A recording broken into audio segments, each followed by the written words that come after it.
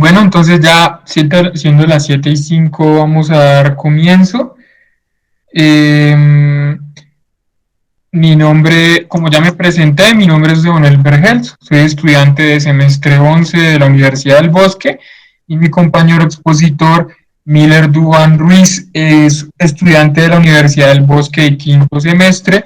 Nuestro docente invitado y tutor es el doctor José Luis Vergels. Él es médico general y médico internista de la Universidad del Cauca. En este momento es coordinador de urgencias del Hospital Universitario San José en Popayán y es profesor del Departamento de Medicina Interna de la Universidad del Cauca. Le damos muchas gracias por eh, habernos asistido durante la presentación y estar presente en la charla.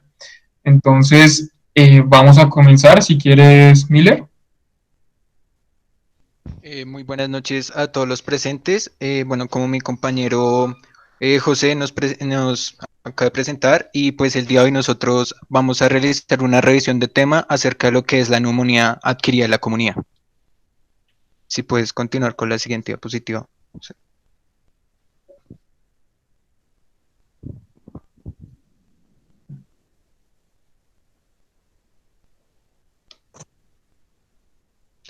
Bueno, para empezar, aquí se encuentra pues el contenido en el que se va a basar pues toda nuestra revisión. Empezaremos abordando acerca de qué es una neumonía y qué en sí es una neumonía adquirida en la comunidad, puesto que son dos conceptos que difieren en cuanto a su significado. Posteriormente vamos a hablar acerca de un poco de su epidemiología, tanto a nivel mundial como a nivel Colombia, su fisiopatología, su microbiología, la evaluación clínica, diagnóstico, estratificación de riesgo, tratamiento y conclusiones finalmente. Siguiente, por favor. Bueno, en esta diapositiva quisimos poner acerca de los diferentes artículos en los que nos basamos. Entonces, para empezar, queremos hacer una definición acerca de qué es la neumonía. Entonces, para empezar, podríamos definir la neumonía como un proceso inflamatorio del parénquima pulmonar secundario a una infección por diversos microorganismos, la cual va a afectar la parte distal del tracto respiratorio, bronquiolos y alveolos. Sin embargo, esta neumonía también puede alterar lo que es el espacio y el intersticio alveolar, generando pues un infiltrado celular y un exudado del mismo, que finalmente se va a traducir en una alteración en el diferente intercambio gaseoso, lo cual va a generar pues un cuadro clínico de signos y síntomas que se van a ver evidenciados en los pacientes y que posteriormente los veremos más adelante. Ahora bien, en cuanto a la neumonía adquirida en la comunidad, tenemos que hacer énfasis en que el cuadro clínico va a aparecer extrahospitalario, o en el caso de que sea intrahospitalario va a aparecer en las primeras 48 horas en cual es ingresado el paciente. ¿Por qué? Porque ya una neumonía nocosomial es posterior a estas horas, y también queríamos hablar acerca de una neumonía por ventilación mecánica, que se basa básicamente en cuando el paciente utiliza una ventilación mecánica dentro de 48 a 72 horas posteriormente ha sido su utilización. La siguiente, por favor.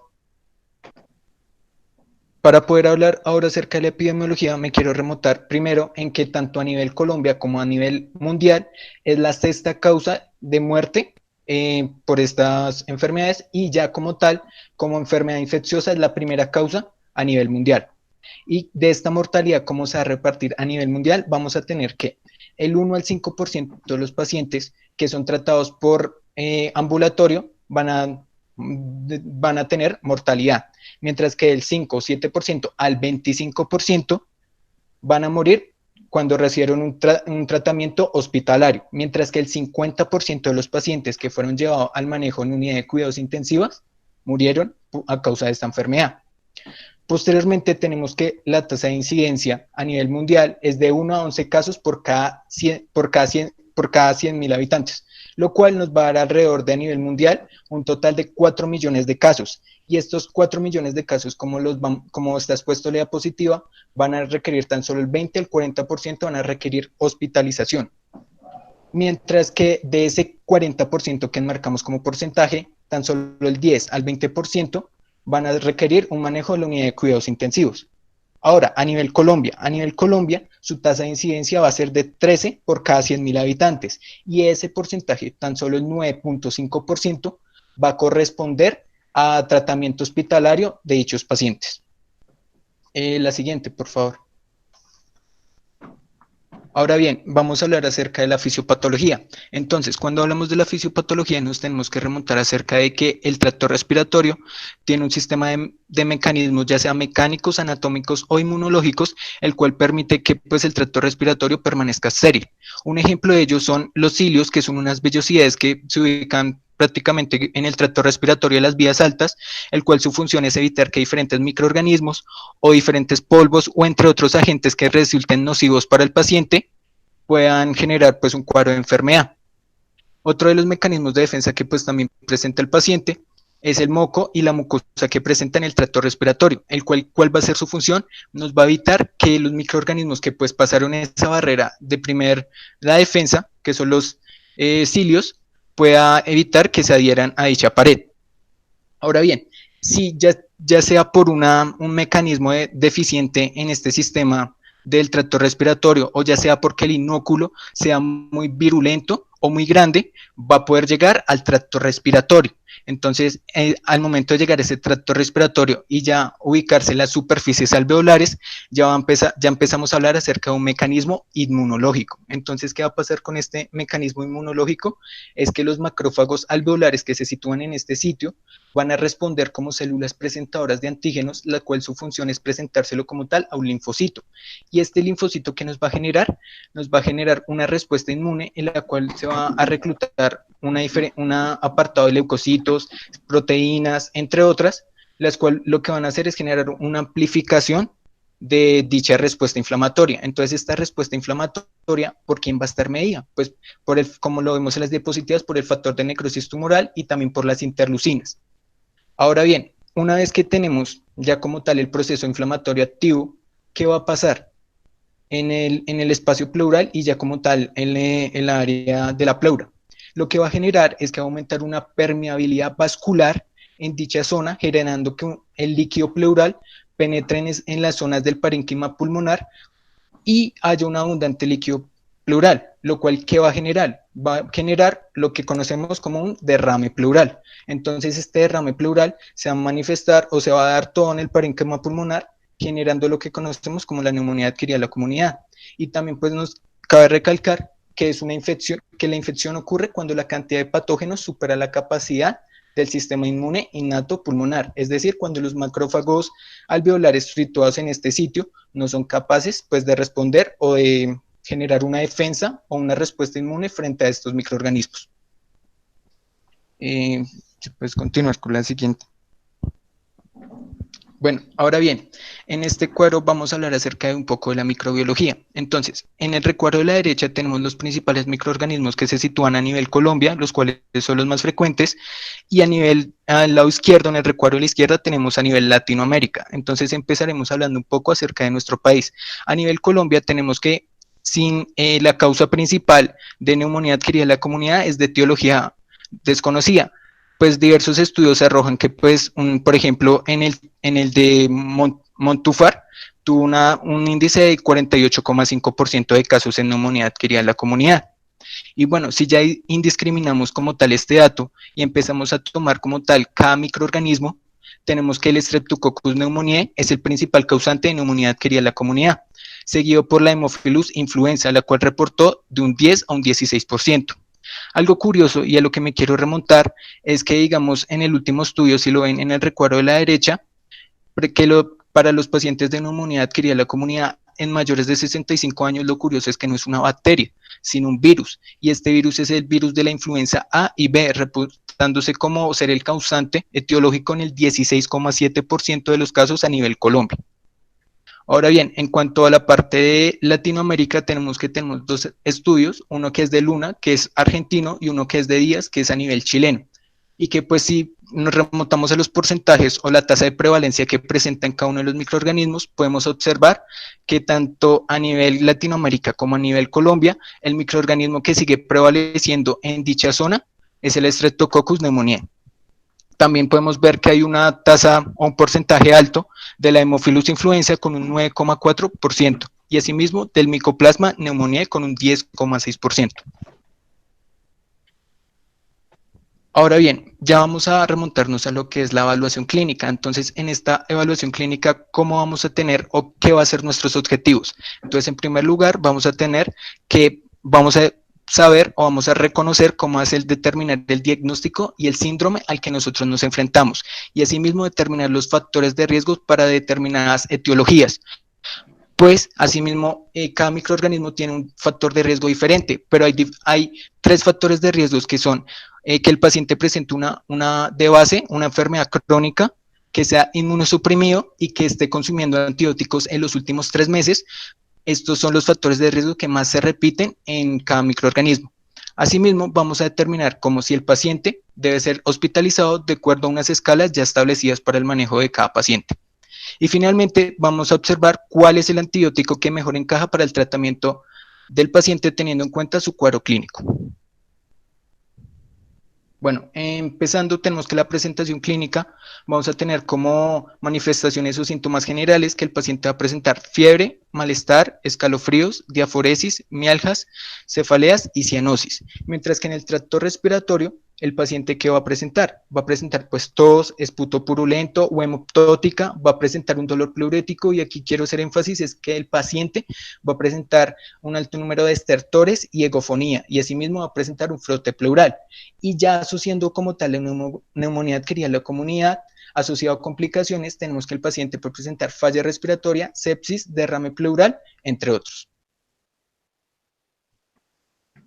Bueno, aquí les quiero hablar acerca de algunas claves diagnósticas y es principalmente con la Legionella pneumophila. Y es que nosotros al momento de hacerle la anamnesis al paciente debemos preguntarle que si él ha estado como en áreas de crucero, que se ha ido a viajes, ha tenido viajes o ha estado en cruceros, puesto que el mecanismo de acción o el mecanismo por el cual el microorganismo entra en nuestro cuerpo es generalmente en estos ambientes. Asimismo, esta Legionella pneumophila se va a manifestar con compromisos extensos, con una cefalea, con encefalopatía, con bradicardia, diarrea, dolor abdominal, entre otras. Y asimismo, ya teniendo como otras ayudas diagnósticas, tenemos que la Mycoplasma pneumoniae va a tener un compromiso del tracto respiratorio superior, siempre el cual se puede manifestar con una otitis, una faringitis y un eritema multiforme. Este eritema multiforme, ¿dónde se va a manifestar principalmente? En las palmas de las manos.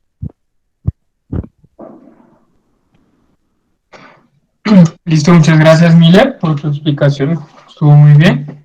Entonces, ahora vamos a continuar con cuál es la importancia de los hallazgos clínicos, tanto de síntomas como signos que tenemos en los pacientes con neumonía adquirida en la comunidad. Entonces, empezamos con este artículo que es un metaanálisis, una revisión sistemática del 2020, que evaluó varios estudios que miraban cuál es el mejor, digamos, método diagnóstico clínico en pacientes con neumonía adquirida en la comunidad. Entonces vemos que ellos nos plantean algo muy interesante y nos dan, digamos, dos tablas, nos lo dividen en los hallazgos de síntomas o de la anamnesis de los pacientes y en los hallazgos de los signos. Entonces, cuando vemos, por ejemplo, en la parte de la anamnesis, la sensibilidad de la mayoría de los síntomas fue muy mala. La mayor sensibilidad fue de tos con un 88% de sensibilidad. Pero si lo vemos, en los signos, en los síntomas, la especificidad de algunos tuvieron una buena especificidad. O sea, si los tiene, yo puedo sospechar que ese paciente de verdad tiene neumonía. Lo que pasa es que si no los tiene, yo no puedo descartar que ese paciente tenga neumonía. Entonces, si vemos, el más específico fue el antecedente de uso de alcohol o el antecedente de alcoholismo. Seguido, entonces, vamos a tener la impresión clínica del médico de que ese paciente tenga neumonía y otros que tuvieron una buena especificidad fue un antecedente de POC, un antecedente de neumonía previa, que el paciente tenga esputo hemoptóico y que el paciente tenga dolor pleurítico. Entonces, como vemos, los síntomas no tuvieron muy buena sensibilidad, algunos tienen una buena especificidad, pero lo que llama la atención es que la impresión clínica del médico, o sea, que toda la sintomatología le llame la atención a uno de que ese paciente tenga neumonía, tenga un 92% de especificidad con un LR positivo del 6.3. Cabe aclarar que este metaanálisis fue hecho con una prevalencia del 30%. Entonces, interesante pues tener en cuenta esta parte de los hallazgos de los síntomas. En los signos, igualmente, la sensibilidad no fue muy buena, pero que llama la atención que los signos vitales por separado que se tienen en cuenta en la neumonía adquirida en la comunidad para su diagnóstico, que fue una temperatura mayor de 37 a 38 grados, una saturación de oxígeno menor al 95% ambiente, una taquicardia definida como mayor a 100 latidos por minuto y una taquipnea definida mayor de 20 a 25 respiraciones por minuto, por separado tuvieron una muy mala sensibilidad. Pero si vemos en la parte de abajo que dice que tenga algún signo vital alterado, o sea, en conjunto que tenga al menos alguno de esos signos vitales alterados, tiene un 93% de sensibilidad, un LR positivo de 1.337, un LR negativo de 0.25. O sea, ¿qué significa eso? Que es muy raro que un paciente con neumonía no tenga al menos uno de esos signos vitales alterados. O sea, si un paciente yo le estoy sospechando de neumonía y no tiene ni fiebre, ni desaturación, ni taquicardia, ni taquipnea, pues raro me empiezo a dudar del diagnóstico de neumonía adquirida en la comunidad. Y cuando vemos en los signos, vemos que muchos fueron muy específicos. Entonces, el más específico fue la egofonía con un 99% de especificidad y vemos que tiene un LR positivo de 6.17. Entonces, pues prácticamente que yo tenga este hallazgo en el paciente más la clínica de los síntomas claramente es muy sugestivo de una neumonía adquirida en la comunidad. ¿Qué otros fueron bastante específicos? El frote pleural, la confusión, los ruidos respiratorios disminuidos, el roncus y que el paciente tenga fiebre tuvo hasta un 87% de esto.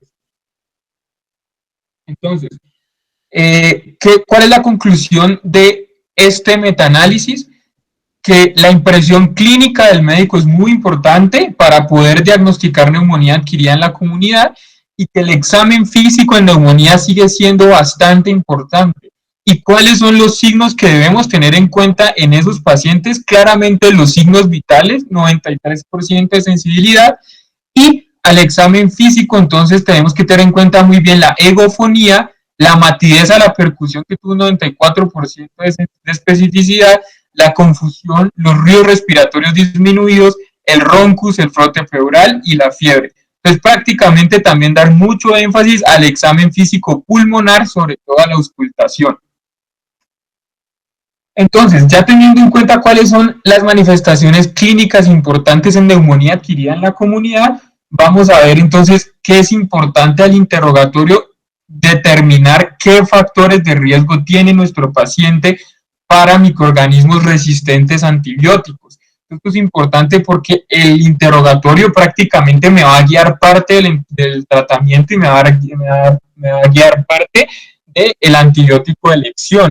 Entonces, ¿cuáles son esos factores de riesgo? Entonces, como lo decía mi compañero Miller, ¿cuáles son los tres que se repiten en los que yo debo sospechar microorganismos resistentes a antibióticos? Entonces, que el paciente tenga enfermedades crónicas de base, sobre todo que no estén bien tratadas, que el paciente esté inmunosuprimido, incluyendo terapia con corticosteroides, y que el paciente haya tenido uso previo de antibióticos de los últimos 3 a 6 meses. ¿Listo? Entonces, empezamos con el estreptococo neumonía resistente a penicilina. ¿Cuáles son los factores de riesgo? Que el paciente sea mayor a 65 años, que el paciente tenga uso de beta-lactámicos en los últimos 3 meses, que tenga historia de alcoholismo. Recuerden que eso también fue un hallazgo a la anamnesis bien específico para neumonía adquirida en la comunidad. Múltiples enfermedades concomitantes, lo que les decía, inmunosuprimidos. Y que también es importante, exposición a menores en un centro de cuidado diario u hogar infantil. Para enterobacteriales, recuerden que estos tienen una gran prevalencia o un gran riesgo de desarrollar beta-lactamasas de espectro extendido o como las conocemos, los microorganismos BLE. Entonces, ¿cuáles son los factores de riesgo para estos enterobacteriales? Residencia en hogar o cuidado crónico o hogar geriátrico. Lo que les decía, enfermedades cardiopulmonares de base, uso reciente de antibióticos, múltiples enfermedades concomitantes y esta que también es importante, disfagia o aspiración. Entonces, ¿cuáles son los que se adicionan a los tres que dijimos que se repiten en todos? residencia en un hogar de cuidado crónico o en hogar geriátrico y riesgo de disfagia o aspiración. Importante sospechar de EBLE en los pacientes que han tenido uso reciente de antibióticos, sobre todo antibióticos de muy amplio espectro. Estamos hablando, por ejemplo, piperacilina tazobactam, meropenem, cefalosporinas de tercera, de cuarta, ¿listo? Pseudomonas aeruginosa, entonces recuerden, en este también se repite inmunosuprimidos, uso de terapia de antibióticos en los últimos 7 días o en el último mes, es decir, uso reciente de antibióticos, pero aquí cuáles se adicionan, importante, enfermedad o alteración pulmonar de base, bronquiectasias o EPOC grave, son las más importantes para riesgo de pseudomonas aeruginosa y que el paciente tenga malnutrición. Para Staphylococcus aureus, recuerden que Staphylococcus aureus está relacionado sobre todo con las intervenciones intravenosas, ¿listo? Entonces, ¿cuáles pueden ser los riesgos? Enfermedad renal crónica, sobre todo que está en hemodiálisis, abuso de drogas intravenosas. Y los que se repiten, entonces, uso de antibióticos previos, especialmente fluoroquinolonas, y cuáles también son más específicos para Staphylococcus aureus. Recuerden, la bacteria oportunista en una neumonía por el virus de la influenza es el Staphylococcus aureus. O sea, un paciente que tenga neumonía por influenza y empeore su cuadro clínico, se debe sospechar de Staphylococcus aureus. Y que en los hallazgos de las imágenes yo veo una neumonía necrosante, tengo que sospechar y tengo que cubrir Staphylococcus aureus. Para Legionella neumófila, que es de los menos comunes en nuestro medio, pacientes fumadores, pacientes jóvenes sin enfermedades concomitantes, síntomas gastrointestinales y neurológicos concomitantes y enfermedad grave. Recuerden lo que nos decía mi compañero Miller. La característica del cuadro clínico de Legionella neumófila es un compromiso multiorgánico que no solo compromete el pulmón, sino que puede dar lesión renal aguda, falla hepática, encefalopatía. Y aquí creo que me está tapando el aviso, pero para la última parte de la tabla, para anaerobios, generalmente ustedes recuerden que se encuentran en la boca cuando los pacientes tienen riesgo por disfagia o aspiración, es decir, pacientes con alcoholismo o pacientes que tengan enfermedades neurológicas, que tengan trastornos de la deglución, puede sospecharse de anaerobios como etiología de la neumonía en la comunidad. Y prácticamente esta tabla nos habla cuáles son los patógenos específicos por factores de riesgo, que es prácticamente lo que hemos visto atrás, pero que es importante resaltar de esta tabla. Miren, siempre en la anamnesis, cuando yo tengo un paciente que ha estado de viaje en un hotel o en un crucero 2 semanas previas al inicio del cuadro clínico de neumonía adquirida en la comunidad, tengo que sospechar Legionella neumófila, sobre todo si él refiere que estoy ingiriendo agua de ese sitio. Recuerden que contagia por ingesta. Entonces, importantísimo, si el paciente ha estado en un hotel o en un crucero 2 semanas previas, sobre todo por fuera del país, tengo que sospechar que el paciente tenga una neumonía por Legionella neumófila. ¿Listo? Entonces, eso en cuanto a la etiología adquirida en la comunidad. Entonces, ¿cuáles son las ayudas diagnósticas? Entonces, digamos, lo que más se utiliza para diagnóstico de neumonía adquirida en la comunidad, vamos a tener la radiografía de tórax.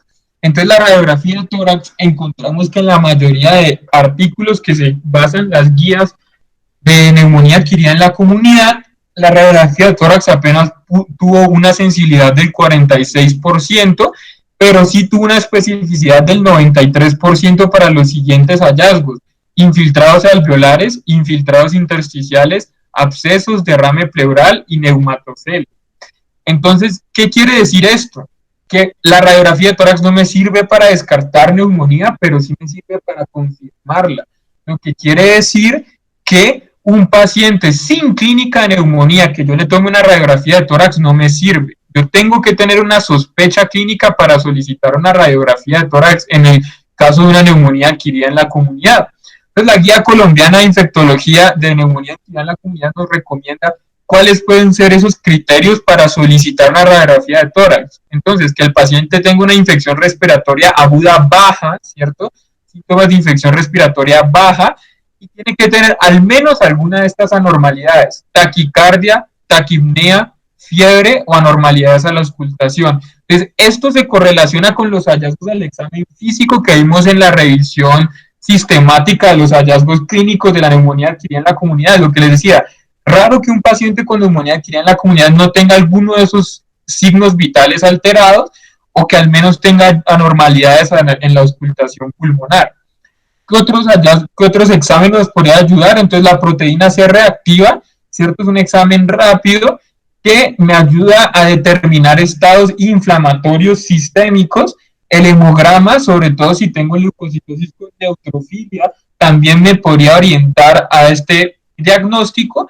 Y los exámenes para la estratificación del riesgo de la mortalidad de estos pacientes, creatinina, gases arteriales, sodio y la glicemia. Recuerden, la creatinina siempre es muy importante porque los pacientes con alteraciones renales deben ajustarse la dosis de los antibióticos dependiendo de la tasa de filtración glomerular que estos tengan. ¿Y cuáles son otros exámenes complementarios que nosotros podemos hacer, que tenemos que hacer en todos los pacientes con neumonía grave? Ya vamos a ver qué significa una neumonía grave.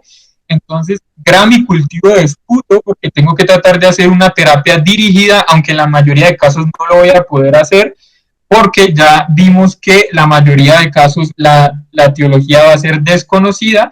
Hemocultivos en el caso de que yo sospeche que el paciente pueda tener una bacteremia o esté en sepsis, y el paciente que no mejore con la terapia antibiótica dirigida y que esté en la unidad de cuidado intensivo, puedo solicitar un film array respiratorio, un panel respiratorio, porque tengo la sospecha de una neumonía de etiología viral. Entonces, ¿cuáles pueden ser los hallazgos a la radiografía de tórax que tenían relevancia? Entonces, en la radiografía de tórax podemos ver en la parte izquierda superior, podemos ver lo que se conoce como unas opacidades alveolares, que también se puede conocer como una consolidación, que lo podemos ver característicamente como una imagen radiolúcida en la que no me deja ver el parénquima pulmonar, ¿cierto? Que es lo que está radiopaco en los hemitórax. Entonces, por ejemplo, aquí podemos ver un paciente que tiene una opacidad alveolar del hemitórax izquierdo en la parte de la base pulmonar. En la parte de la radiografía inferior, en la parte izquierda, podemos ver que aquí tenemos las características de las opacidades intersticiales. Entonces, ¿cuál es la diferencia con la alveolar? Que la intersticial me da un reflejo del parénquima pulmonar. A pesar de que yo veo una imagen radiolúcida, puedo ver detrás el parénquima, todavía puedo ver el parénquima pulmonar, no me lo tapa completamente. Entonces, esto es muy sugestivo de una neumonía de etiología viral. ¿Listo? Sin embargo, no se queden para diagnosticar etiología solo con el hallazgo de la radiografía, porque recuerden que hay un virus que puede dar también opacidades alveolares, que es el virus de la influenza. Entonces, pero esto le sugiere a uno neumonía viral. Y en la imagen de la derecha, como otro ejemplo, podemos ver una radiografía de tórax que en la parte anterior de la radiografía anterior podemos ver un derrame pleural con parte de opacidades alveolares. Sabemos que es un derrame pleural porque me borra los ángulos costofrénicos, y también lo puedo ver en la parte de la radiografía lateral. Estos fueron los hallazgos que más tuvieron especificidad para diagnosticar neumonía adquirida en la comunidad mediante radiografía de tórax.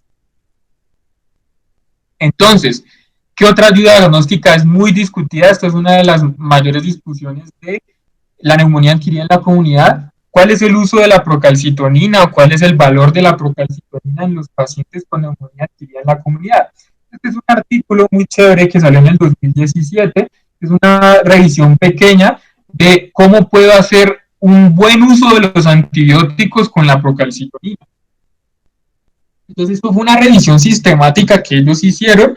Entonces, esta gráfica es muy chévere, es como la gráfica clásica de neumonía que me muestran a la derecha estudios prospectivos en los que demostró alguna evidencia a favor sobre el uso de procalcitonina para el diagnóstico de infecciones bacteriales. ¿Listo? Bacteriales. Entonces, a la derecha es prospectivos, a la izquierda son estudios retrospectivos, y la zona que tiene las cruces de 3 cruces significa que es una evidencia fuerte La que tiene solo dos cruces es una evidencia buena y la que tiene solo una cruz tiene una evidencia moderada y la que no tiene cruz significa que no tiene evidencia a favor del uso de procalcitonina. Entonces, ¿en cuáles sí de verdad puede ayudar a diagnosticar infección bacteriana y me puede ayudar al uso, digamos, a la decisión de poner antibióticos, ¿no? Entonces, en meningitis, en neumonía o en general en infecciones del tracto respiratorio inferior o superior o neumonía, en pacientes que tengan sepsis o choque séptico, tienen una evidencia fuerte. ¿En qué tienen una evidencia buena? Y que son estudios prospectivos, recuerden entonces, en bronquitis aguda, en exacerbación de la EPOC, en pacientes que tengan una coinfección y tengan fibrosis pulmonar, en pacientes que tengan diagnóstico de asma y tengan una infección pulmonar, digamos, para diferenciar si el cuadro puede ser una falla cardíaca congestiva, una infección abdominal, en pancreatitis, en infecciones urinarias, en bacteremia y en infecciones posoperatorias. ¿Listo? En que la evidencia es moderada en infecciones abdominales posoperatorias, en apendicitis y en endocarditis. Y en que de verdad sí no tiene ninguna evidencia a favor de utilizar procalcitonina en pacientes que yo sospecho una infección y tengan neutropenia febril o en pacientes que tengan artritis infecciosa. ¿Listo? Entonces, ¿cuál es el algoritmo que nos plantea este artículo? Mira, digamos, algoritmo nos lo plantean los pacientes que están en el departamento de emergencias y que tienen un probable diagnóstico de neumonía adquirida en la comunidad. Entonces, en este artículo nos dice, mire, si usted tiene un paciente que tiene niveles de 0.1 nanogramos mililitro o menos, seguramente, y lo que usted está pensando o está dudando de si es una infección o no, seguramente ese paciente no tiene una infección. Y lo que nos recomiendan es si utilizar antibióticos o no, definitivamente no utilice antibióticos. De todas maneras, recuerden que esto es guiado por la clínica, ¿no? No significa que si la PCR me sale menor a 0,1 y tiene toda la clínica de neumonía, no vaya a poner antibióticos. Recuerden que esto es ya con un conocimiento de la clínica del paciente previo.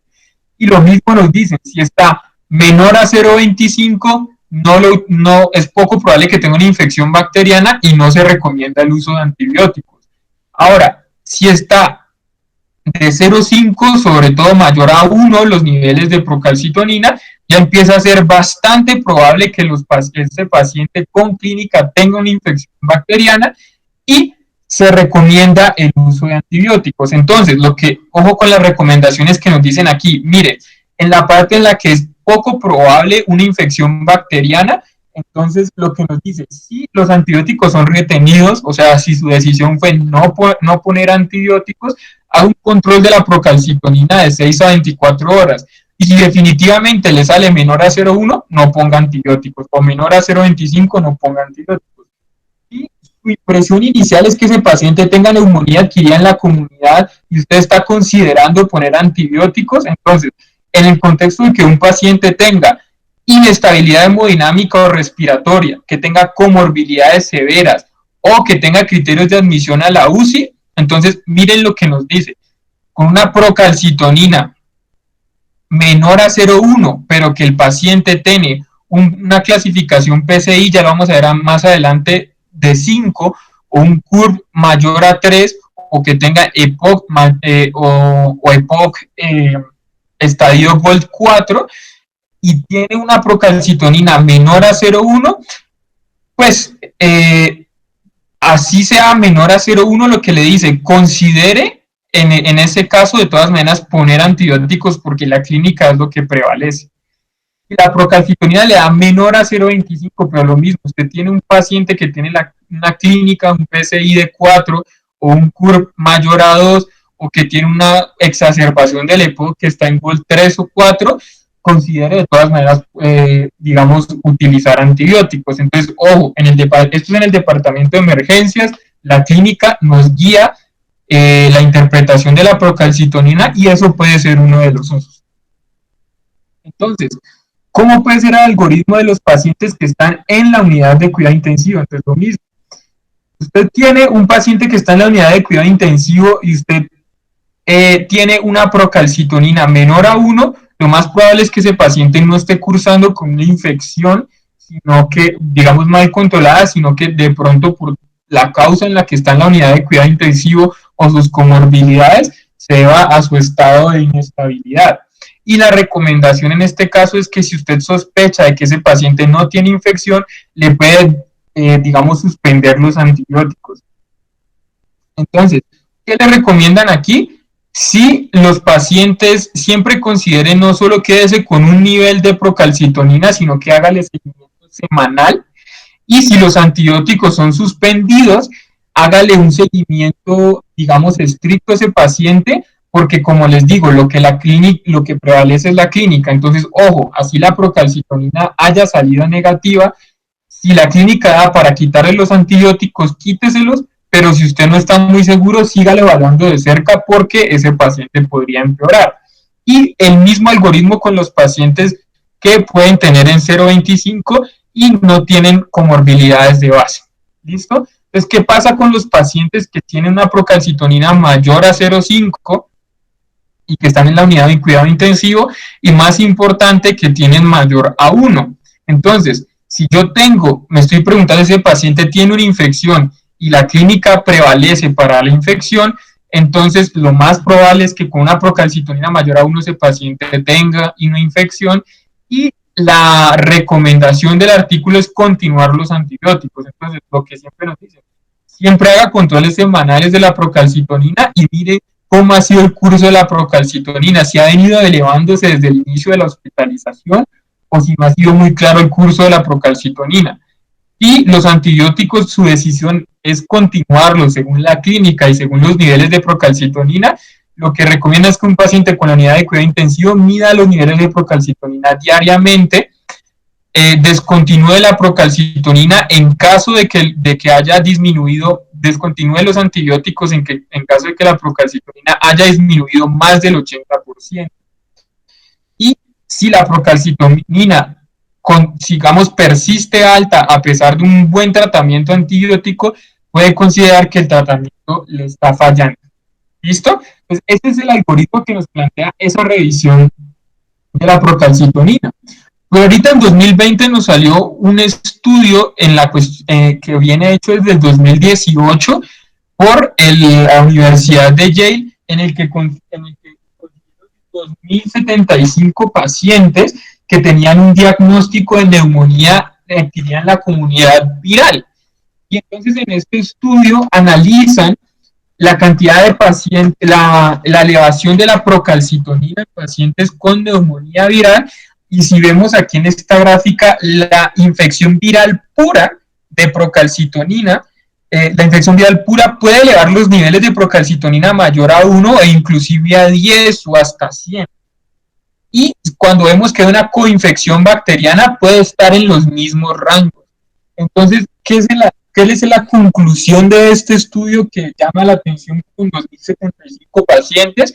Que efectivamente la procalcitonina puede elevarse en neumonía viral sin tener una coinfección bacteriana.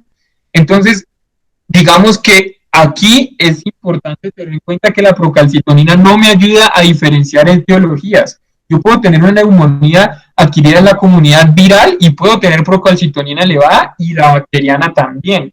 Entonces, en conclusión de estas dos revisiones, ¿cuál sería, digamos, el único uso de una procalcitonina?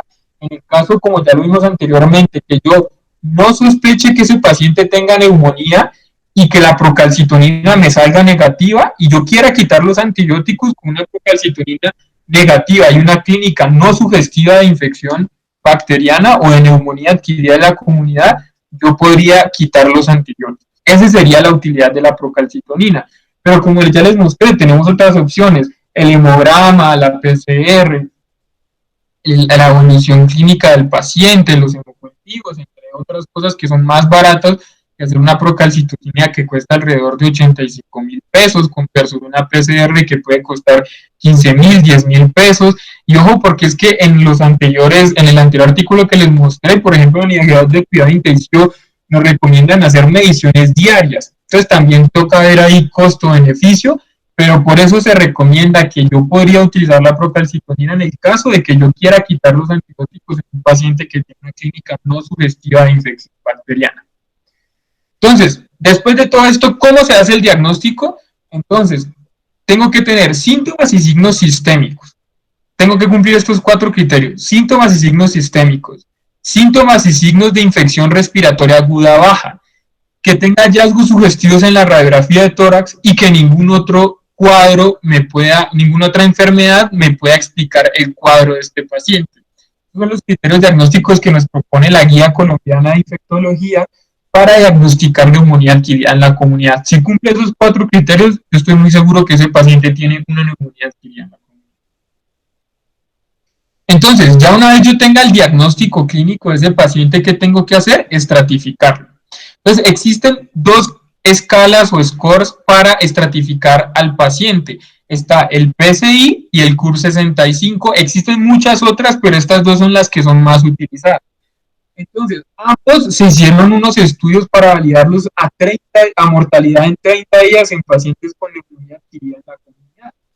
Entonces, estos son todos los parámetros que me da el PSI, y según los tenga positivos o no me da un puntaje, ¿cierto? Y me lo va a clasificar en clases, en clase 1, clase 2, clase 3, clase 4 y clase 5. Clase 4 es de riesgo moderado para mortalidad, con un 9.3% de mortalidad, y alto, o clase 5, me da una mortalidad del 27%. Los de bajo riesgo son de clase 1, 2 y 3.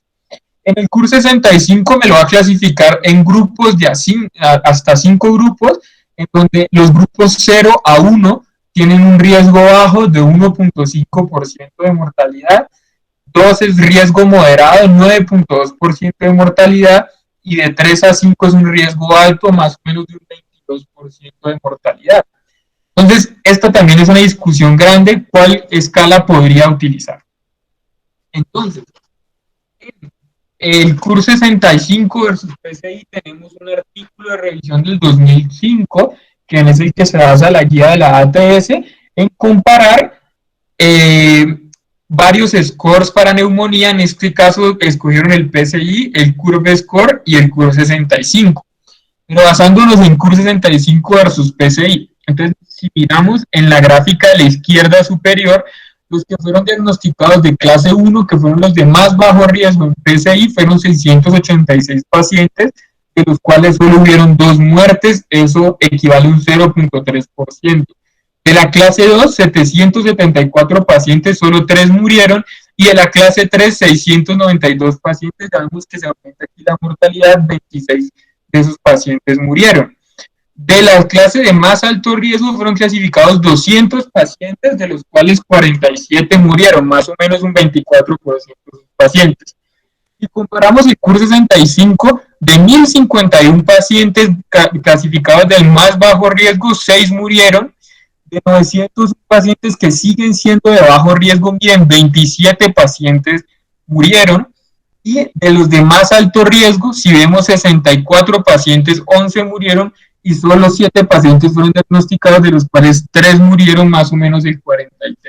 Entonces aquí vemos que por ahora, por números, es un poco más seguro clasificar a los pacientes de bajo riesgo por medio del PCI que el CUR-65. Ahora miramos la sensibilidad y la especificidad de esos scores para predecir mortalidad a 30 días. Entonces, los pacientes con una clasificación de bajo riesgo de 2 y 3 tuvieron un 99 y 97% de sensibilidad. O sea, prácticamente estoy tranquilo si diagnostico a estos pacientes de bajo riesgo de mortalidad, y una especificidad del 23 al 48%, mala especificidad, ¿cierto? Pero si vemos el CUR-65, el de la clasificación de bajo riesgo, que es el grupo 1, 96% de sensibilidad, también fue buena, ¿cierto? Con una especificidad del 34%, fue mala, pero lo que llama la atención es que del grupo 2, que también se considera como bajo riesgo, solo 73% de sensibilidad y solo 63%. ¿Qué llama la atención? Que de los de más alto riesgo, el CUR-65 en el grupo 5 tuvo un 99% de especificidad, o sea, si ese paciente tiene un grupo 5 en el curso 65, de verdad tiene alto riesgo de morirse versus un 95% de especificidad del grupo 5. Tiene mejor especificidad el curso 65, pero son similares, ¿cierto? Tienen buena especificidad.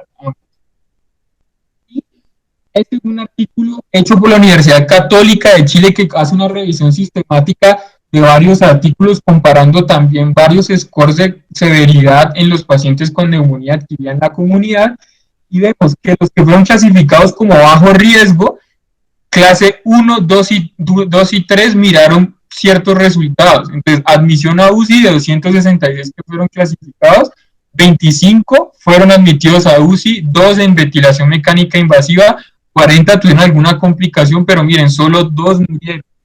Acuérdense que, digamos, el objetivo de estas escalas era ver mortalidad a 30 días. De los de clase 4 y 5, de 393 pacientes clasificados como alto riesgo, 63 murieron.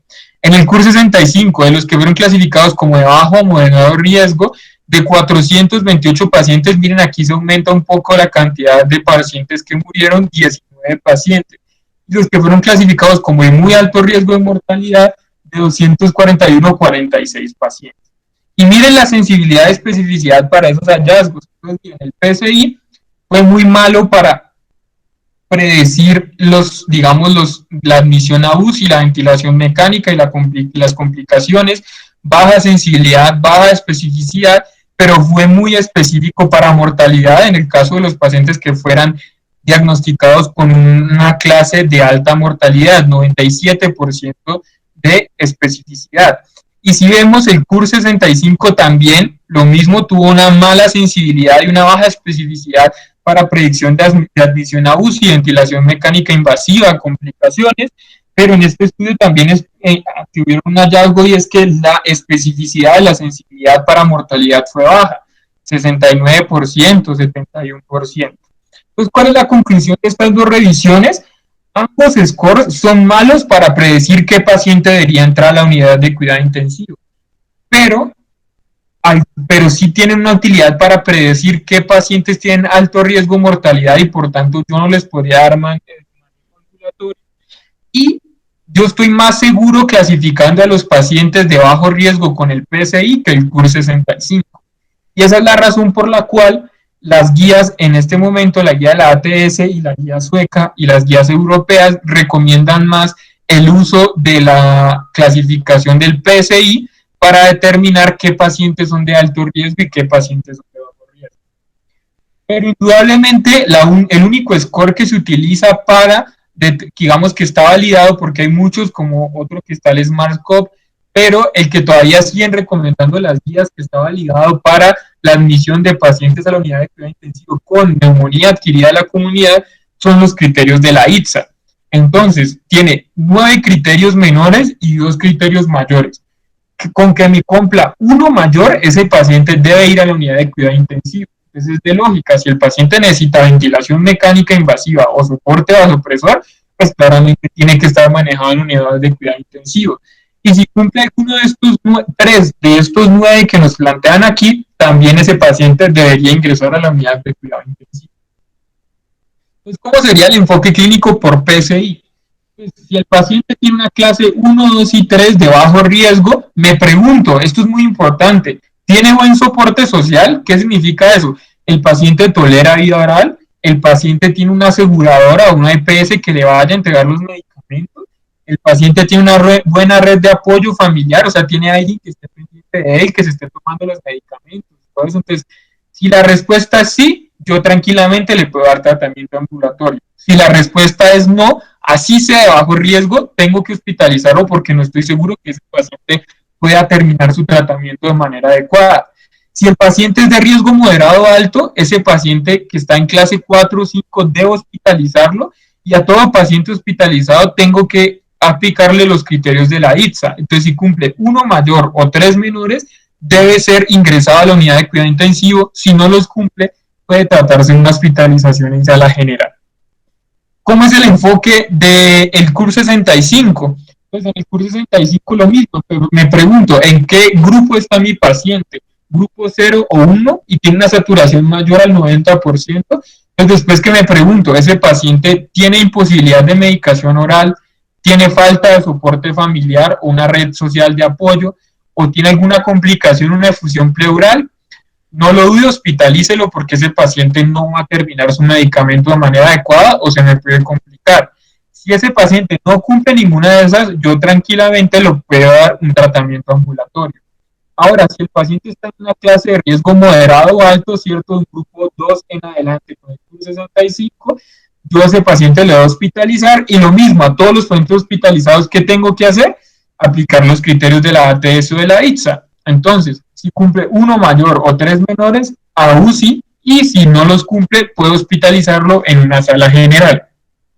Entonces, ya teniendo el enfoque de ese paciente, ¿qué tengo que hacer? Pues, digamos, decidir si el paciente, ya tengo decidido si lo va a mandar tratamiento ambulatorio o si lo voy a hospitalizar. Entonces, si ese paciente es para tratamiento ambulatorio, ojo, aquí es muy importante el enfoque de los factores de riesgo. Entonces, aquí hay una comparación entre las nuevas guías de la ATS del 2019 y las guías colombianas del 2013 de infection. Entonces, ¿qué nos recomienda la guía colombiana? Mire, si este paciente está sano, sin factores de riesgo para microorganismos multiresistentes, que ya se los explicamos, entonces, ¿cuál es la primera línea? Evidencia 1A, amoxicilina, 1 gramo vía oral cada 8 horas.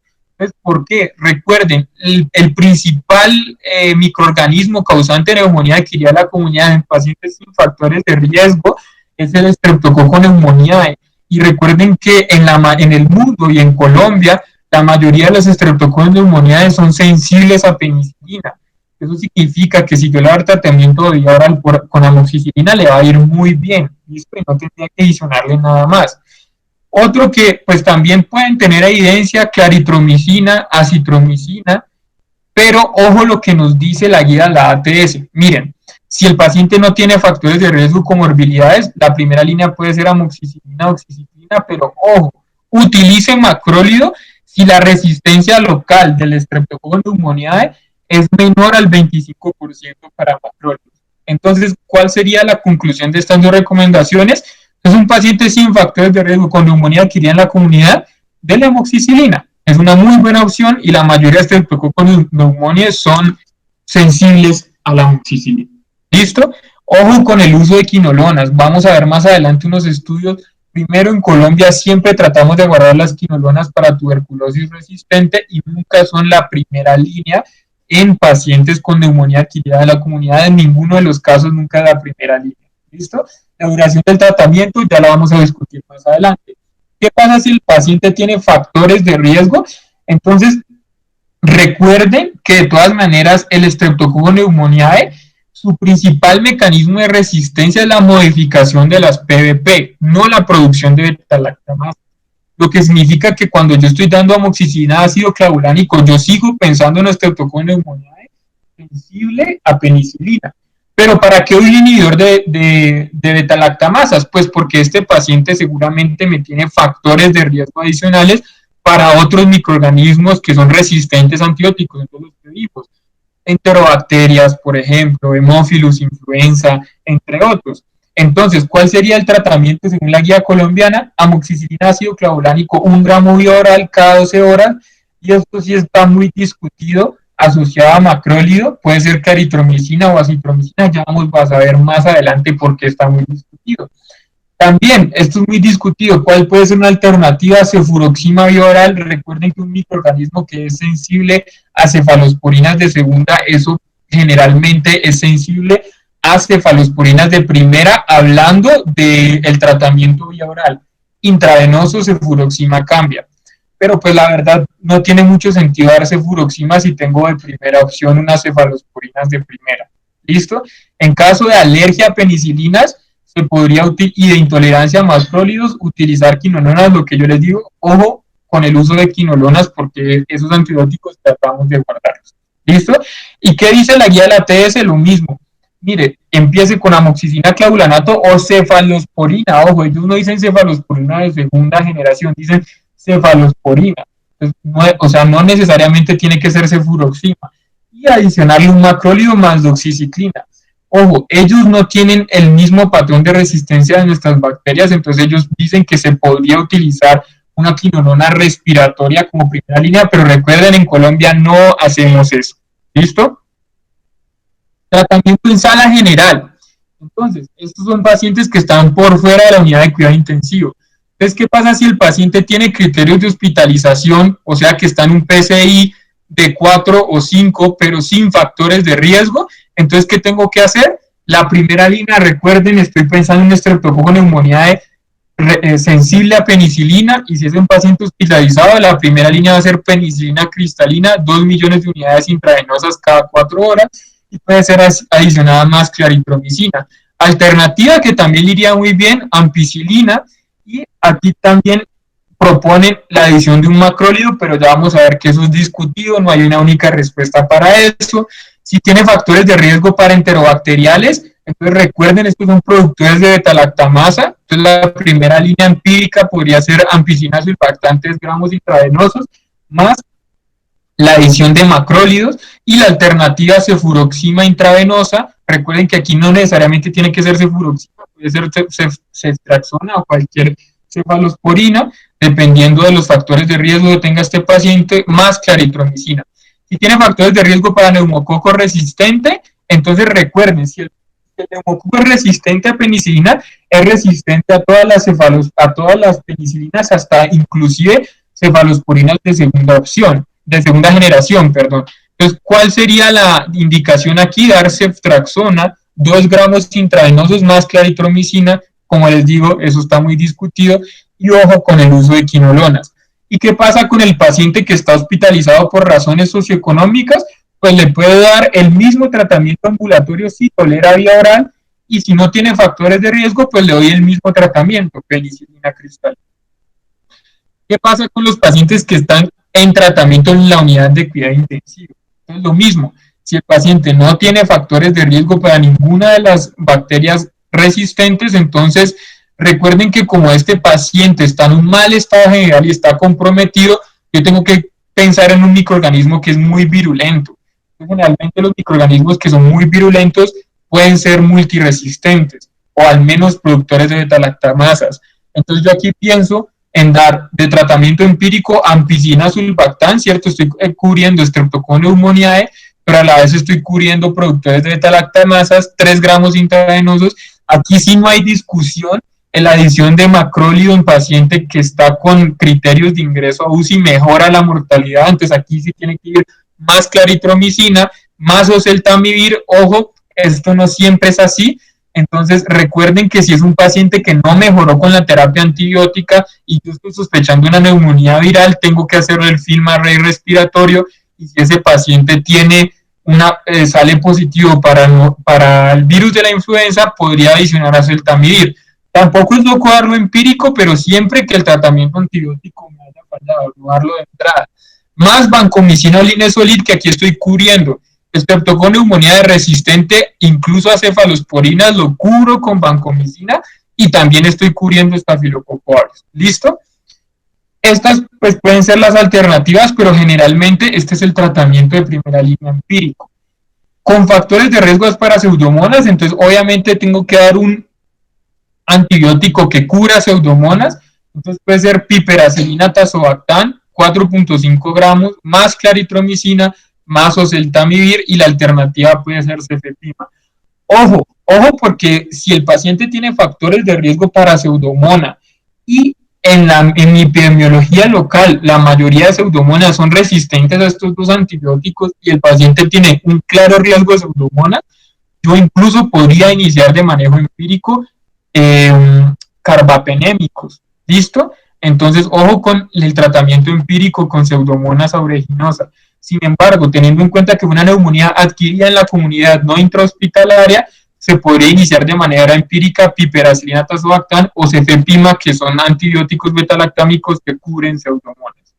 Y para pacientes que tienen factores de riesgo para Staphylococcus aureus meticilino resistente, entonces, prácticamente, ¿qué tenemos que cubrir? Entonces, productores de beta-lactamasas, porque yo no estoy seguro cuál es la etiología, más claritromicina, que me puede cubrir gérmenes atípicos, ¿cierto? Mycoplasma pneumoniae, Amidofilia pneumoniae, más vancomicina que me cubre estafilococo aureus resistente a meticilina. Recuerden, cuando yo voy a iniciar vancomicina, ojo con la función renal. Si la función renal no me lo permite, debería iniciar linezolid. Más oseltamivir. Aquí sí tiene más sentido el oseltamivir. Recuerden que el germen oportunista en una neumonía por virus de la influenza es el estafilococo aureus. ¿Listo? Entonces, ese sería el tratamiento. Y si lo comparamos con los guías de la ATS, entonces lo mismo. Mire, ese paciente tiene criterios de neumonía grave. ¿Qué significa? O sea, un PSI de 4 o 5 o un CUR 65 de 2 en adelante. Entonces, si tiene una neumonía no severa, entonces, ¿qué puedo hacer? Dar betalactámico más macrólido. Esto lo recomienda, y recuerden, en Colombia no iniciamos quinolonas de primera línea. Entonces, si el paciente tiene factores de riesgo para estafilococo aureus meticilino resistente, recuerden que debo hacer en la UCI siempre, tratar de hacer diagnóstico etiológico dirigido. Entonces puedo ayudarme de el cultivo y el gran disputo, y tengo que adicionar cubrimiento para pseudomonas y para meticilino resistente. Recuerden, aquí esto depende mucho de la epidemiología local, pero sigue siendo prácticamente el mismo manejo. Para meticilino resistente, pues debo adicionar vancomicina, o en el caso de que no me lo permita la función renal, linezolid. Recuerden que la vancomicina no me sirve para infecciones pulmonares. Y para pseudomonas, pues como les digo, se puede iniciar con piperacilina, tazobactano, cefepime, pero si el paciente está muy comprometido y tiene factores de riesgo para pseudomonas, no lo dude, inicie con carbapenémico de una vez. Si es una neumonía severa o grave, ¿cierto? Y recuerden que es un paciente que tiene criterios de ingreso a la UCI para ITSA, sí se define una neumonía severa. Entonces, ¿qué tengo que hacer? Betalactámico más macrólido, aquí sí no hay ninguna duda. Recuerda, en primera línea para nosotros no es las quinolonas respiratorias, y adicionar el cubrimiento si tiene factores de riesgo para los microorganismos. Entonces, así se orienta el tratamiento antibiótico del paciente. Entonces, recuerden, comorbilidades, factores de riesgo, estado clínico del paciente. Entonces, ¿cuál debe ser la duración del tratamiento ideal? Entonces, en los estudios se ha demostrado que, digamos, aumenta la mortalidad en cualquier escenario si yo doy menos de 5 días de duración el tratamiento antibiótico. O sea, independiente que sea tratamiento ambulatorio, intrahospitalario o en la unidad de cuidado intensivo, yo tengo que dar mínimo 5 días de duración. A los 5 días yo tengo que evaluar los criterios de estabilidad clínica, que son estos de aquí: que no tenga fiebre, que no tenga taquicardia, que no tenga taquipnea, que no tenga hipotensión, que esté saturando bien, que tenga una capacidad para mantener la vía oral y que tenga un estado mental normal. Si los cumple todos a los 5 días o después de los 5 días, yo puedo considerar en suspender la terapia antibiótica. Pero recuerden, nunca menos de 5 días, y para poder quitar los antibióticos tengo que tener todas estas pruebas de estabilidad clínica. ¿Listo?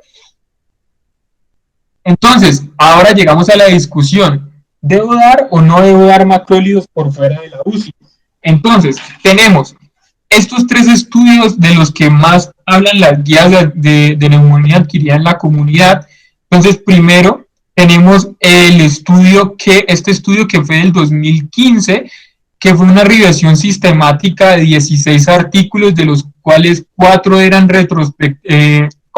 prospectivos y 12 eran retrospectivos. Es una metaanálisis en que evalúan betalactámico como monoterapia versus betalactámico más macrólido en pacientes por fuera de la UCI. Entonces, si vemos acá, en la izquierda son los que se benefician de poner betalactámico más macrólido, y hacia la derecha sería el beneficio de poner solo betalactámico como monoterapia. Este rombo de aquí del centro me muestra el promedio de los OR de todos los artículos, y si vemos la mayoría de artículos, de esos 16 artículos, la conclusión fue que efectivamente mejora la mortalidad en los pacientes que tienen betalactámico más macrólido. ¿Cuál es la mayor crítica de este metaanálisis, que fue muy importante? Que la mayoría de estudios que se han hecho en betalactámico monoterapia versus betalactámico más macrólido han sido observacionales, no fueron estudios aleatorizados.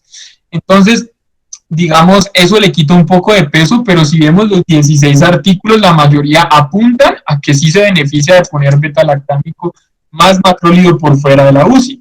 De ahí viene la recomendación de la ATS y de la guía colombiana de si el paciente al menos tiene factores de riesgo, utilizar betalactámico más macrolído.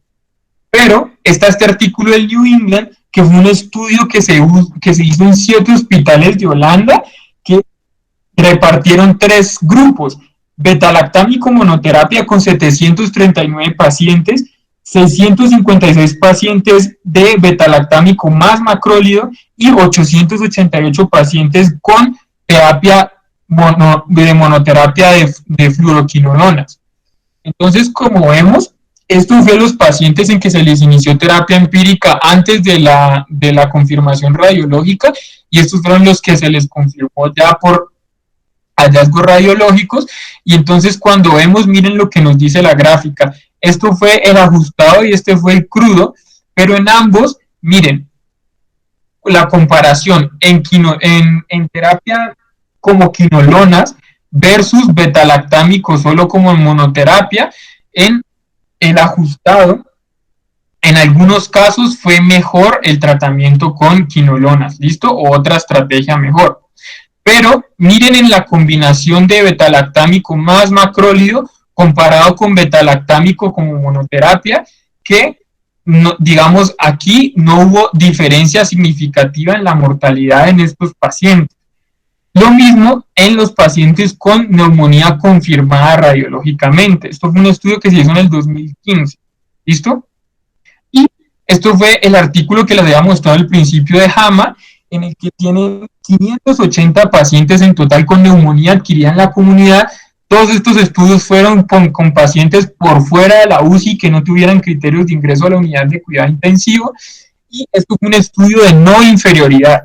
Entonces, en los que dividieron un grupo de pacientes con betalactámico macrólido versus betalactámico monoterapia. Esto es un estudio que se hizo en 8 hospitales de Suiza, y los resultados, miren en la gráfica lo que nos muestra.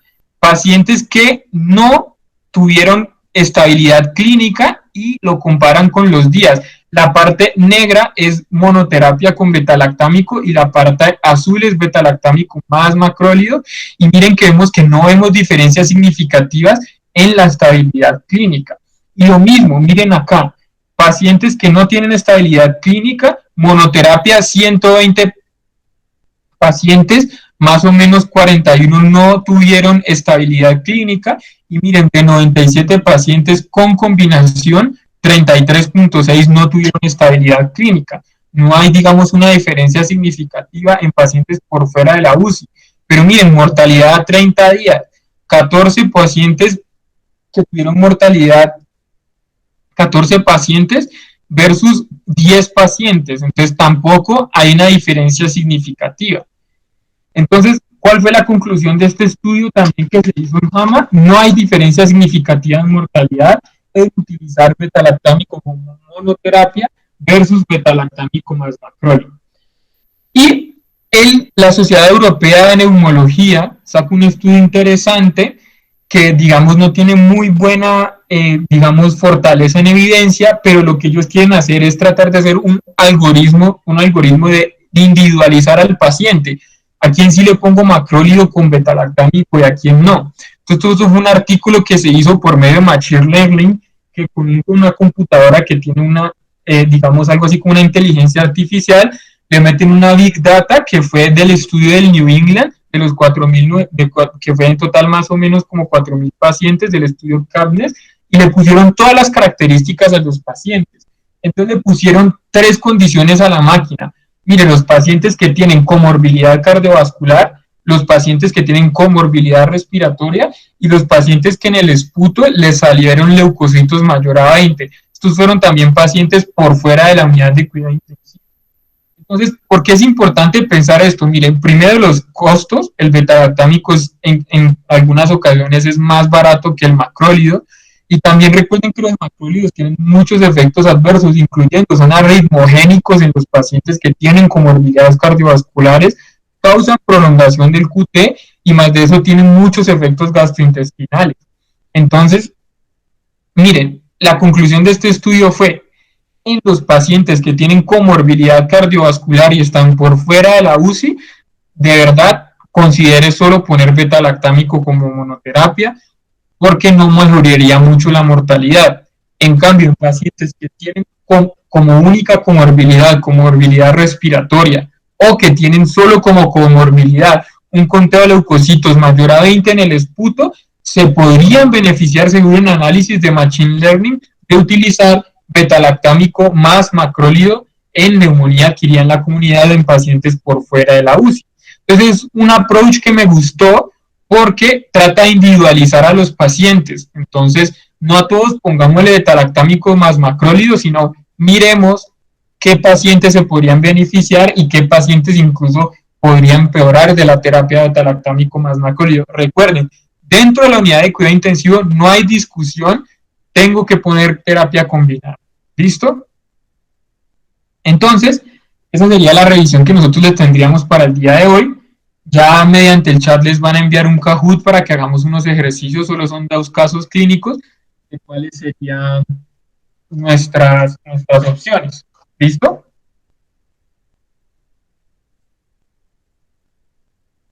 Entonces, por favor, tengan en cuenta el caso y ya les pongo el Kahoot.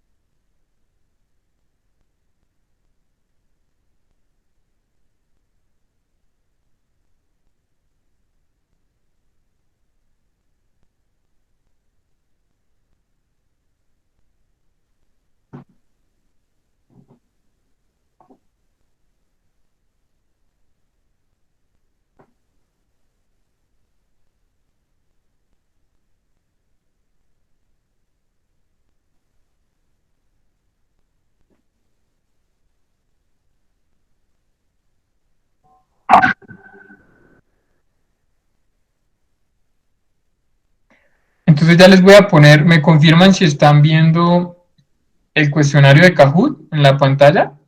Sí, acá lo estamos viendo.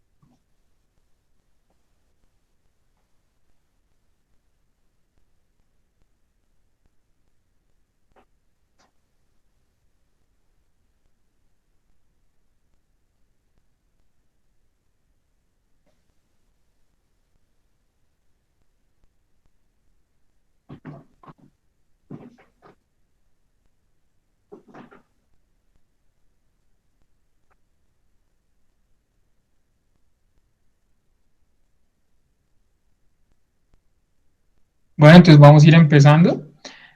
Entonces recuerden, el primer caso es un paciente masculino de 59 años con antecedente de alcoholismo, consulta por cuadro clínico de 2 días de evolución consistente en disnea, tos con producción de esputo, dolor pleurítico en hemitórax derecho y fiebre no cuantificada, sin hospitalizaciones recientes. Los signos vitales son una tensión arterial de 110/70, una frecuencia de 87, respiratoria de 24, saturando 91%, una temperatura de 38.3. Al examen físico, el paciente se encuentra alerta, a la auscultación pulmonar se evidencia egofonía y matidez en el hemitórax derecho. El resto del examen físico es normal. Y tiene esta radiografía.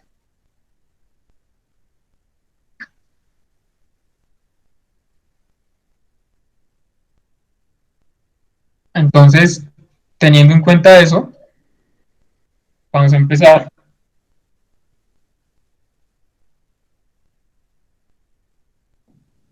Entonces, ¿cuál de los siguientes patógenos sería el menos probable según el contexto de ese cuadro clínico?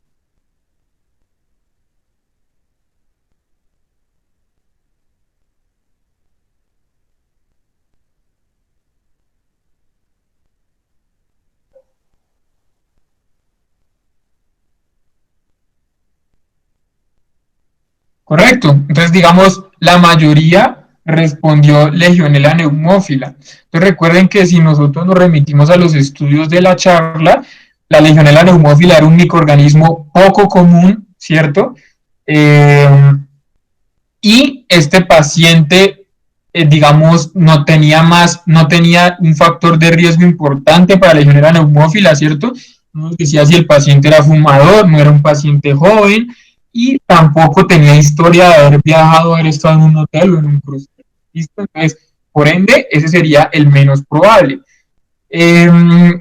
Anaerobios, recuerden que los anaerobios tienen mayor riesgo para los pacientes que tienen riesgo de broncoaspiración, ¿cierto? Como disfagia o alteraciones neurológicas, y recuerden que los pacientes con alcoholismo, digamos, por su mismo estado, pueden tener riesgo de broncoaspiración. El Streptococcus pneumoniae, pues la persona que lo marcó, recuerden que la Streptococcus pneumoniae, independientemente del caso, sigue siendo la bacteria más frecuente de la neumonía adquirida en la comunidad. Entonces siempre toca pensarla, listo, independientemente de los factores. Tengo que cubrir otros microorganismos, pero siempre el Streptococcus pneumoniae va a ser uno de los predominantes, listo. Y la segunda, aquí vemos que Alejandro C. va con la mayor puntuación. Entonces, la segunda pregunta en cuanto a ese caso. ¿Cuál sería el manejo antibiótico ambulatorio adecuado basado en la guía de la ATS? Entonces sería A, amoxicilina ácido clavulámico, 1 gramo vía oral cada 12 horas, asociado a claritromicina, amoxicilina 1 gramo cada 8 horas, mínimo 14 días, amoxicilina 1 gramo vía oral cada 8 horas, mínimo 5 días. Recuerden según las guías, ¿listo?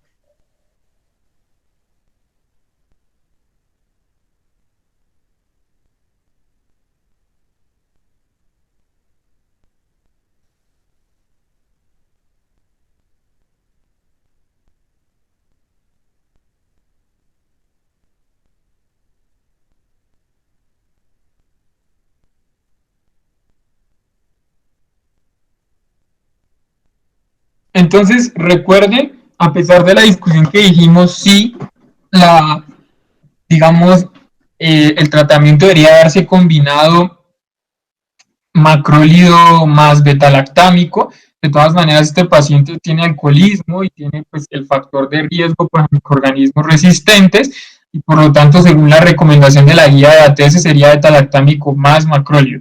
Yo sé que la evidencia no está muy a favor o en contra, digamos, es una discusión que todavía está en veremos, pero pues de todas maneras recuerden que pues es la recomendación de las guías. ¿Listo?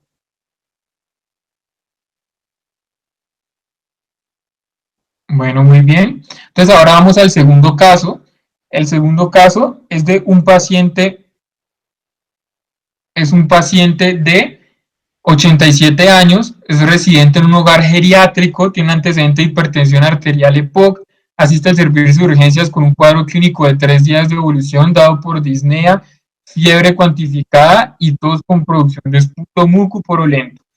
Este paciente tiene una tensión arterial de 85-60, una frecuencia de 89, una frecuencia respiratoria de 32, satura 88%, persiste la fiebre, y al examen físico se evidencia desorientado, con dificultad respiratoria, tiene un único hallazgo positivo de estertores crepitantes en el hemitórax derecho, el resto del examen físico es normal, y ya les muestro más de cerca la radiografía de tórax que se le mostró a este paciente. Entonces, teniendo en cuenta los antecedentes de ese paciente y el cuadro clínico, vamos a responder las siguientes preguntas. Entonces, ¿cuál de los siguientes patógenos sería el menos probable según el contexto de este paciente?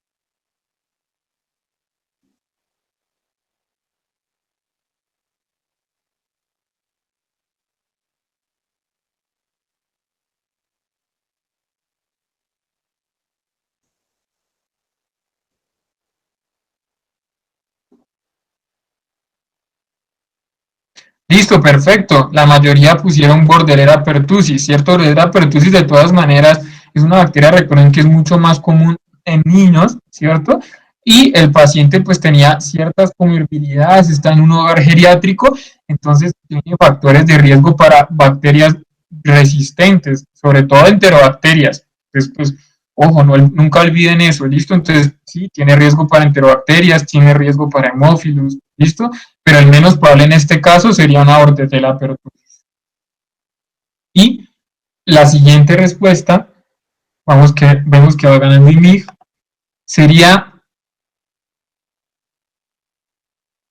el curso 65 en este paciente lo puntúa con 4 y cumple con criterios de la ITSA para ingreso a UCI. ¿Cuál no sería la respuesta correcta? Entonces, miren, A, piperacilina tazobactam 4.5 gramos cada 6 horas más claritromicina cada 12 horas más oseltamivir.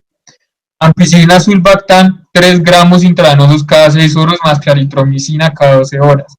Cefepime 2 gramos cada 8 horas más claritromicina 500 gramos más oseltamivir.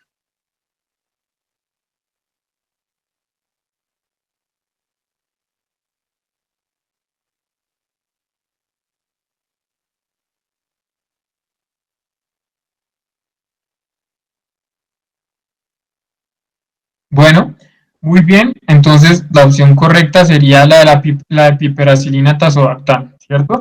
Recuerden que esto es según las guías que nos proponen como primera línea piperacilina tazobactam, pero tampoco es loco dar de primera línea cefepime si el paciente tiene factores de riesgo para pseudomonas. Pero recuerden que en el caso de sepsis y como digamos manejo empírico, la piperacilina tazobactam es una buena opción. ¿Listo? Entonces, eso sería lo que nosotros les teníamos organizado para el día de hoy. ¿Cuáles serían las conclusiones a modo general? Recuerden, el diagnóstico de neumonía adquirida en la comunidad es clínico, ¿sí? No se requiere de ningún examen, la sospecha es clínica, lo confirmo con la radiografía de tórax, pero el diagnóstico es clínico. Recuerden, el tratamiento siempre debe ser guiado según la condición del paciente. No es lo mismo tratar a un paciente con criterios de ingreso a UCI que un paciente que está para manejo ambulatorio. Sus comorbilidades y sus factores de riesgo. ¿Listo? No debe retirarse el tratamiento empírico si la clínica es sugestiva. Recuerden, el enfoque de la procalcitonina solo si yo sospecho que ese paciente no tiene una infección bacteriana. Y recuerden las medidas de prevención de neumonía mediante la vacunación, mediante la alimentación, dejar de fumar y control de sus comorbilidades. Y por último, recuerden el uso de talactámico más macrólido, siempre el consejo de la Asociación Europea de Neumología, hielo también dependiendo de qué tanto beneficio puede darse el paciente según sus comorbilidades por fuera de la unidad de cuidado intensivo. Muchas gracias a todos. Esta fue la bibliografía que nosotros utilizamos en total.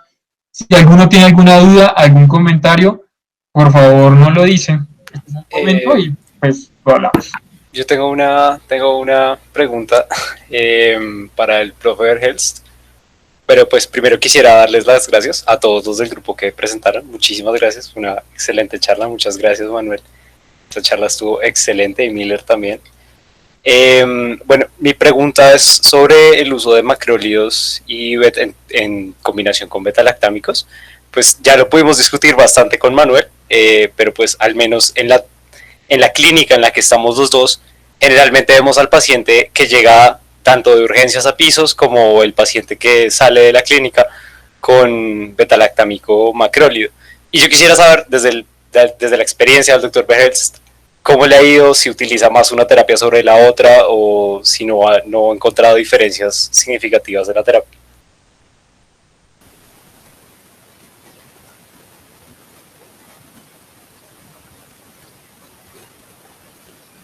Espérame que no sé si de pronto mi papá tiene problemas con el internet o con el micrófono. Ya, ¿ahí me escucho? Sí, profe. Ya, perfecto.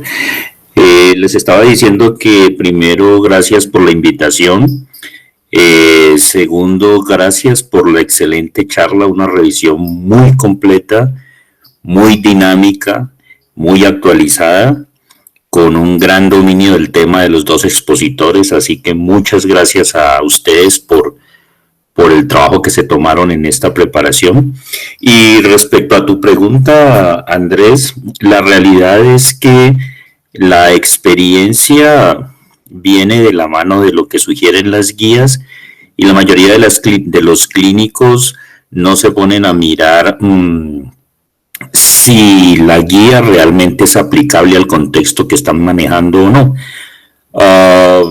Lo que hemos visto en experiencia es que, por ejemplo, si el paciente no tiene contraindicación para el uso de macrólidos y puede tolerar la vía oral y es un paciente en quien las escalas de riesgo permiten manejarlo ambulatoriamente, el macrólido solo es una buena opción que cubre la mayor parte de los patógenos asociados a la neumonía. Sin embargo, en la práctica hospitalaria, uno lo que ve es que casi todos los pacientes, independiente del riesgo, los enfocan de entrada con betalactámico más macrólido. Esa práctica, afortunadamente, y esta es una de las cosas buenas que ha dejado la pandemia, y es que con las complicaciones que se vieron asociadas a macrólidos, al uso indiscriminado, la gente ya aprendió a cogerle miedo a estos medicamentos. Entonces, en este momento, digamos que el uso del macrólido que se veía antes indiscriminadamente, al menos acá, ha disminuido notoriamente y es más juicioso el uso.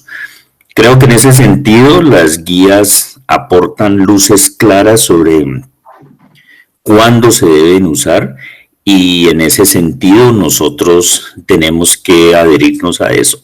Sin embargo, vuelvo y te insisto, si en un contexto clínico adecuado y sin existir criterios de riesgo en pacientes ambulatorios, el macrólido solo o el macrólido asociado a betalactámico, dependiendo de las condiciones clínicas del paciente y la tolerancia a la vía oral, es una buena opción. Pero yo sí quiero que tengan en cuenta que el manejo del macrólido por fuera de la unidad de cuidado intensivo como manejo empírico de primera línea realmente no tiene una evidencia fuerte. No sé si eso conteste tu pregunta. Sí, profe, muchas gracias. ¿Alguno otro tiene alguna otra pregunta, alguna duda o algún comentario o alguna duda que les surja sobre el diagnóstico de neumonía adquirida en la comunidad y tratamiento? No sé, ahorita que vemos tanta dificultad de manejo de antibióticos con el coronavirus, no sé si alguno tenga una pregunta respecto a ese tema o pues si no ya podríamos dar finalizada la charla. Manuel, ¿puedo hacer unos comentarios? Sí, claro. Bueno, primero quiero hacer un poquito de énfasis en los factores de riesgo. Ustedes hablaron muy claramente de los factores de riesgo para determinados patógenos, pero hay unos factores de riesgo generales que hay que tener en cuenta a la hora del diagnóstico, de pensar en el diagnóstico de neumonía adquirida en comunidad. Es decir, en el contexto clínico adecuado, fiebre, tos, dolor pleurítico, taquipnea, ustedes piensen en neumonía si es un paciente, por ejemplo, mayor de 65 años, si ese paciente tiene una enfermedad viral, una influenza previa o en curso, si ese paciente tiene comorbidades, antecedentes de tabaquismo y o alcoholismo y procedencia de sitios de hacinamiento. Digamos que esos son los factores de riesgo mayores asociados a la inmunosupresión y a alteraciones en la deglución adecuada. Por ejemplo, los pacientes que están postrados, con secuelas de ACV, con trastornos del estado de conciencia. Entonces, digamos que aunque hay factores de riesgo específicos para determinados patógenos, estos que les he comentado son los factores de riesgo generales para considerar el diagnóstico de neumonía en el contexto clínico adecuado. Segundo, yo quisiera hacer énfasis en la procalcitonina. Recuerden, la procalcitonina no es un elemento para diagnóstico. Es un elemento que ustedes, un auxiliar diagnóstico que van a utilizar para el seguimiento de la terapia, para decidir cuándo suspender o mantener la terapia antibiótica. Digamos que esa es la aplicación más importante de la procalcitonina en neumonía y en general en los eventos infecciosos, tal como la diapositiva que les mostró José Manuel, con las 3 cruces en referencia fundamentalmente a neumonía y al choque séptico, la septicemia. El otro punto es que cuando ustedes van a aplicar las escalas de riesgo para definir dónde atender al paciente, y si hablamos del paciente que ingresa por urgencias, no pierdan tiempo en aplicar escalas cuando el paciente está inestable. O sea, frente a una sospecha de neumonía, si al ustedes evaluar ese paciente tiene criterios de inestabilidad, necesidad de ventilación mecánica o necesidad de soporte vasoactivo, pues ese paciente va directo a UCI. Recuerden que cuando ustedes evalúan un paciente crítico, los signos vitales no se limitan solo a presión, pulso, frecuencia respiratoria. Las constantes vitales en el paciente crítico van más allá: saturación parcial de oxígeno, glucometría, estado de conciencia, perfusión tisular. Entonces son una serie de variables que cuando ustedes las manejan y ven el paciente de entrada, definen rápidamente el abordaje del paciente sin ponerse a perder tiempo en aplicar escalas. Si ese paciente no está estable, no está inestable, por ejemplo, ya saben que no va a UCI, pero entonces ustedes tienen unos factores de riesgo que les dicen: este paciente tiene riesgo de hacer una neumonía por un germen multiresistente o necrotizante. Entonces, sin pensar en otras cosas, si los factores de riesgo les dicen que sí, ese paciente debe ingresarse a cuidado de una vez a hospitalización, independiente de las escalas de clasificación. Ahora, ustedes, si eso no existe, entonces ustedes la pregunta siguiente que tienen que hacerse es si ese paciente tiene la ingesta oral habilitada, si tiene buen soporte social, todas esas preguntas para definir si ese paciente se le pudiera dar manejo ambulatorio. Y cuando no, entonces ya aplican las clasificaciones de riesgo les estoy haciendo referencia al paciente hospitalizado para definir ahora si, de acuerdo al PCI o de acuerdo al CRBU, ese paciente donde se interna, si en una sala general o en una unidad de cuidado intensivo. Les hago énfasis en esto, es para que a veces uno vea a los médicos enredados aplicando clasificaciones cuando el paciente de entrada es un paciente inestable que amerita iniciarle antibiótico, iniciarle soporte y trasladarlo a una unidad de cuidado intensivo o de emergencia. El otro punto es, no sé si ustedes han visto la escala de NEWS 2, la escala de respuesta rápida de emergencia. Es simplemente una escala que les permite decir con qué frecuencia van a monitorizar los pacientes, con qué intensidad se va a monitorizar de acuerdo a su estado clínico, y eso también es una escala que les permite decir si lo aguantan en hospitalización, en una sala de observación, cada cuánto les van a tomar signos, o si definitivamente el paciente tiene que estar en una unidad de especial o de cuidado intensivo. Por lo demás, pues vuelvo y les reitero mi agradecimiento. Es una charla esta que han presentado Miller y José Manuel de muy alto nivel, con una revisión muy completa, y gracias por el esfuerzo y nuevamente gracias por la invitación. Muchas gracias. Esperamos verte en las próximas charlas que vayan aquí adelante en el grupo de interés.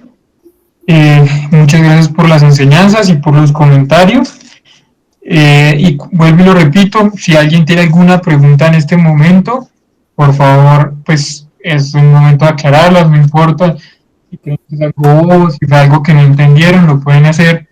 Si no, pues ya podríamos dar por finalizado.